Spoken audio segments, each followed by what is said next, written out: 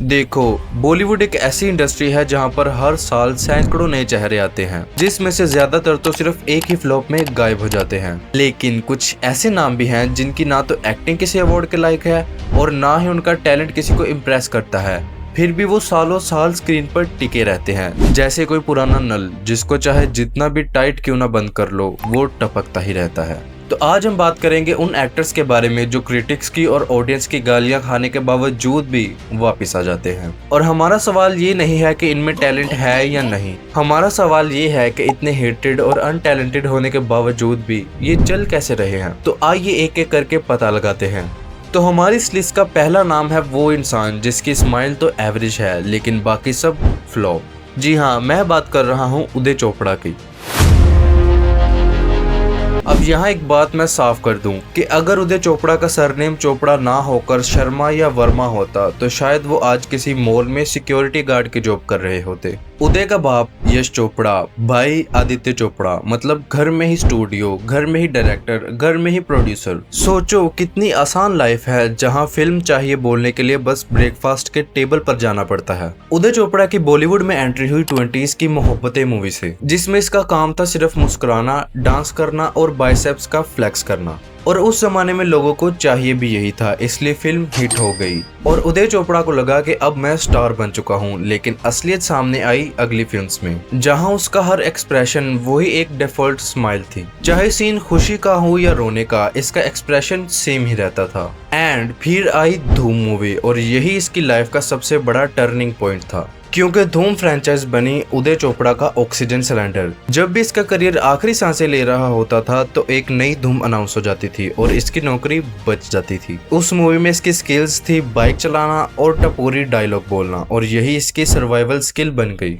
लेकिन असली कॉमेडी वहां शुरू होती है जब उदय चोपड़ा खुद स्क्रिप्ट लिखना शुरू कर देते हैं। उदय चोपड़ा ने सबसे पहली मूवी की स्क्रिप्ट लिखी प्यार इम्पॉसिबल के नाम से, जिसमें एक गीक लड़की को कॉलेज की हर हॉट लड़की मिल जाती है। ये स्क्रिप्ट कम पर्सनल फैंटेसीज ज्यादा लग रही थी। ये फिल्म इतनी बुरी तरह गिरी कि उसके बाद उदय को 16 साल तक किसी ने कलम उठाने नहीं दी। लेकिन फिर इसका सबसे बड़ा कमबैक होता है 2026 में, जहां पर इन्होंने एक और बार कलम उठाई और इस बार एक ऐसी आइकॉनिक और मास्टरपीस मूवी लिखी जिसका नाम था अल्फा मूवी। जी हाँ, आलिया भट्ट की अल्फा मूवी उदय चोपड़ा ने लिखी थी। तो हमारा मेन सवाल वही है, 30 साल तक सरवाइव कैसे किया? और इसका जवाब बिल्कुल सिंपल है, घर की प्रोडक्शन कंपनी और समय रहते समझदारी। जब उदय चोपड़ा को समझ आ गया कि वो एक हीरो मटेरियल नहीं है, तो उन्होंने चुपचाप साइड रोल्स को एक्सेप्ट किया और फिर एक्टिंग से इज्जत के साथ रिटायरमेंट ले ली। यही एक एक्टर के अंदर सबसे अच्छी चीज होनी चाहिए कि इस चीज का पता होना है कि कब रुकना है। और हमारे इस टॉपिक का सेकंड एक्टर वो है जिसको एक्टिंग के नाम पर सिर्फ एक ही चीज करनी आती है।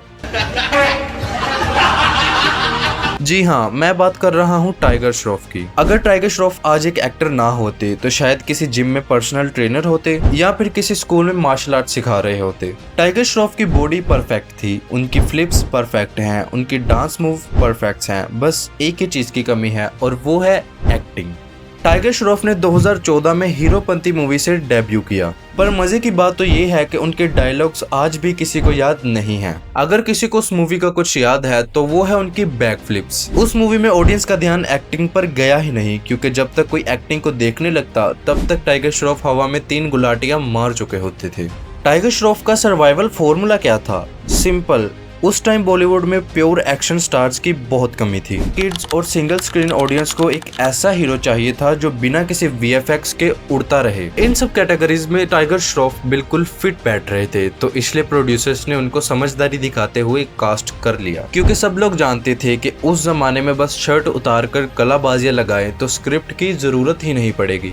लेकिन टाइम के साथ साथ ऑडियंस समझदार और बड़ी होती गई, लेकिन टाइगर श्रॉफ इस बात को नहीं समझ पाए, इसलिए अभी भी इनके एक्सप्रेशंस चाहे गुस्सा हो, खुशी हो या प्यार हो, सेम ही रहते हैं। और यही वो वजह है कि टाइगर की पूरी फिल्मोग्राफी से ज्यादा उनका एक मीम फेमस हो गया। छोटी बच्ची हो क्या? समझ नहीं आता कि साथ रहो। ये मीम इतना वायरल हुआ कि टाइगर ने खुद इसे अपना मार्केटिंग टूल बना लिया। करो यार, छोटी बच्ची हो क्या? छोटी बच्ची हो क्या? छोटी बच्ची हो क्या?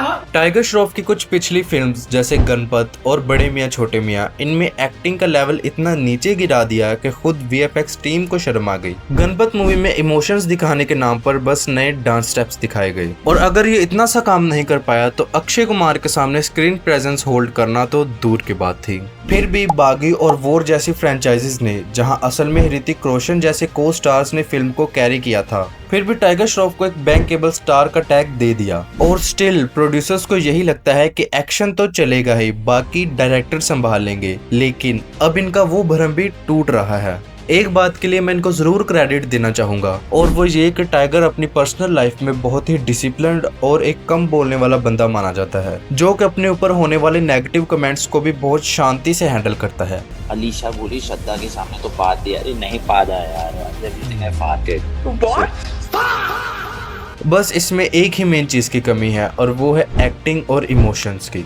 अब बढ़ते हैं हमारी लिस्ट के सबसे कंट्रोवर्शियल नेम पर, जो है कार्तिक आर्यन। ये बंदा ना तो किसी फिल्मी फैमिली से है, ना ही एक बेहतरीन एक्टर है, फिर भी इंडस्ट्री में अभी तक टिका हुआ है। कार्तिक आर्यन की जर्नी शुरू होती है हर मिडिल क्लास फ्रस्ट्रेटेड लड़के की आवाज बनकर। प्यार का पंचनामा मूवी के उस मशहूर 5 मिनट के मोनोलॉग ने उनको रातों रात एक जनरेशन का नेता बना दिया। इंडिया के हर सिंगल और फ्रस्ट्रेटेड लड़के ने खुद को सीन में देखा। इसी चीज को प्रोड्यूसर्स ने समझ लिया कि फ्रस्ट्रेटेड लड़के के किरदार को इंडियन मार्केट में बेचना बहुत आसान है। 1 करोड़ की फीस से 40 करोड़ तक का सफर, और यही वो नंबर है जिसने लोगों को कार्तिक आर्यन को ओवररेटेड बोलने पर मजबूर कर दिया। लेकिन सबसे दिलचस्प बात यह है कि यही टैग उन लोगों ने भी लगाया जो खुद इंडस्ट्री के सबसे बड़े ओवररेटेड नाम हैं। बिना किसी गॉडफादर या कनेक्शन के कंसिस्टेंट फिल्म्स कैसे मिलती रहीं?